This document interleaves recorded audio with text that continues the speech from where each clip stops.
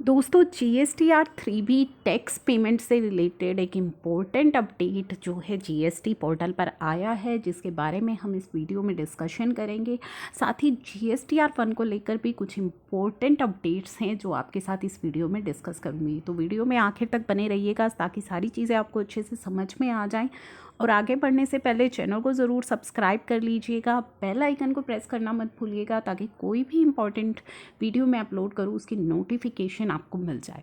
चलिए पहले हम बात कर लेते हैं जो टैक्स पेमेंट के लिए आया। बेसिकली ये जो अपडेट है ये QRMP स्कीम, अगर आपने QRMP स्कीम को सेलेक्ट किया है तो आपके लिए है। QRMP में GSTR 3B की फाइलिंग आप पहली बार करने जा रहे हैं, क्योंकि क्वार्टरली फाइलिंग फर्स्ट टाइम हो रही है GSTR 3B की। GSTR 1 की तो आप पहले भी करते थे, लेकिन GSTR 3B की जो फाइलिंग है वो फर्स्ट टाइम आप क्वार्टरली करने जा रहे हैं। तो इसमें जाहिर सी बात है कि आपकी काफ़ी सारी क्वेरीज़ भी होंगी जिनको GSTN क्लियर करने की कोशिश कर रहा है, जो भी पॉसिबल क्वेरीज़ हो सकती हैं। तो पहला तो यहाँ पर आया है टैक्स पेमेंट को लेकर के। तो इन्होंने कहा है जिनका भी टर्नओवर अप टू ₹5 करोड़ है वो सभी अंडर QRMP स्कीम में अगर आप गए हैं विद इफेक्ट फ्रॉम 1 जनवरी 2021 से अगर आपने QRMP को ऑप्ट किया है तो you are required to furnish return on quarterly basis पर आपको करनी है, along with the payment of tax on monthly basis. तो रिटर्न आपकी क्वार्टरली जानी है, लेकिन टैक्स की पेमेंट आप मंथली कर ही रहे होंगे। जनवरी फरवरी में आप ऑलरेडी कर चुके होंगे।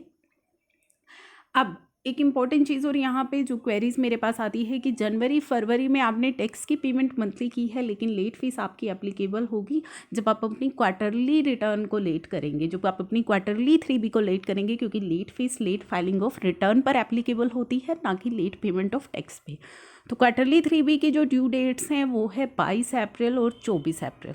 तो अगर आप अपनी 3B को इन डेट्स के बाद फाइल करेंगे तो फिर आपको लेट फीस पे करनी पड़ेगी। चलिए अब हम बात करते हैं। Person availing QRMP scheme are required to pay tax due in each of the 3 months of quarter by depositing the amount due as discuss below. तो इस तरीके से आपको पेमेंट करनी है। कैसे करनी है? पहले 2 महीने, क्वार्टर के पहले 2 महीने जो कि जनवरी और फरवरी है, जनवरी फरवरी मार्च क्वार्टर के जो पहला 2 महीने हैं जनवरी फरवरी, उसमें आपने पेमेंट की होगी PMT 06 के द्वारा, या तो 35% चालान की फिक्सम मेथड को यूज़ करके या फिर सेल्फ असेसमेंट मेथड को यूज़ करके आपने अपना टैक्स जमा करवाया होगा। The forced option are not available for payment of tax for the 3rd month of quarter to person availing QRMP scheme. तो 3rd month के लिए आपके पास ये ऑप्शन नहीं है, क्योंकि 3rd month में जो तीसरा महीना है यानी कि मार्च महीने की जो पेमेंट है वो किस तरीके से जाएगी, वो आपकी GSTR 3B के साथ ही आपको टैक्स की पेमेंट करनी पड़ेगी। वो चीज़ इन्होंने क्लियर कर दी है, वो चीज़ आपको भी क्लियर होगी। Payment of tax for 3rd month of quarter की कैसे होगी? For 3rd month of quarter जो कि मार्च का महीना है, टैक्स पेयर को किस तरीके से करनी है? Click button create challan in payment table 6 of GSTR 3B में क्रिएट चालान के बटन को क्लिक करना है एंड फाइल करना है GST PMT 06 challan for depositing amount towards their tax liability. तो 3B के साथ आपकी ये पेमेंट जाएगी। तो तीनों महीने की पेमेंट्स किस तरीके से करनी है उससे रिलेटेड अगर आपकी कोई कन्फ्यूज़न थी तो यहाँ पे उसकी क्लैरिटी आ चुकी है।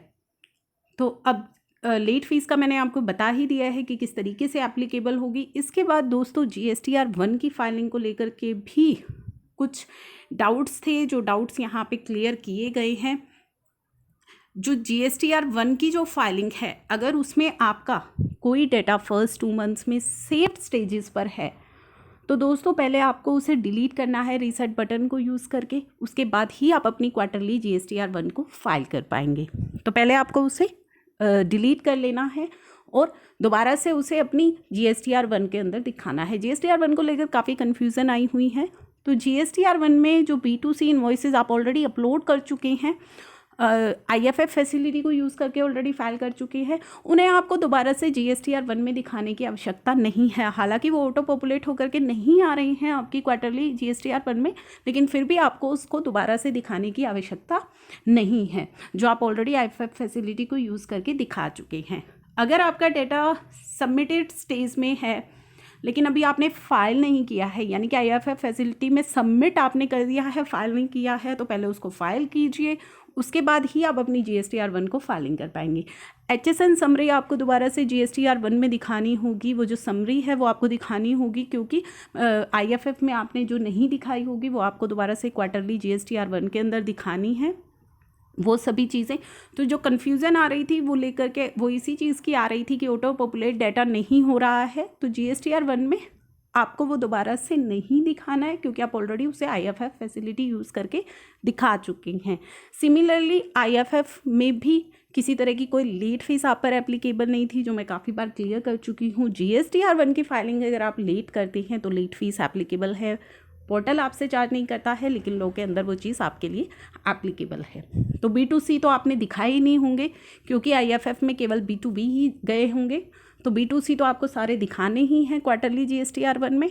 और B2B जो मैंने अभी आपको क्लियर किया कि किस तरीके से आपको करना है, सेव्ड स्टेजेस में है तो पहले डिलीट कर लीजिए रीसेट बटन को यूज़ करके, और सभी इन्वॉइसेस GSTR1 में दिखाइए। अगर सबमिटेड स्टेज पर है तो फाइल करिए पहले IFF को, उसके बाद ही आप अपनी क्वार्टरली GSTR1 कर पाएंगे। तो ये कुछ इंपॉर्टेंट अपडेट्स थे जो GSTR1 और GSTR3B को लेकर के आए थे। स्टिल अगर आपकी कोई क्वेरीज हैं तो आप मुझे कमेंट बॉक्स में बता दीजिएगा। Thank you for watching.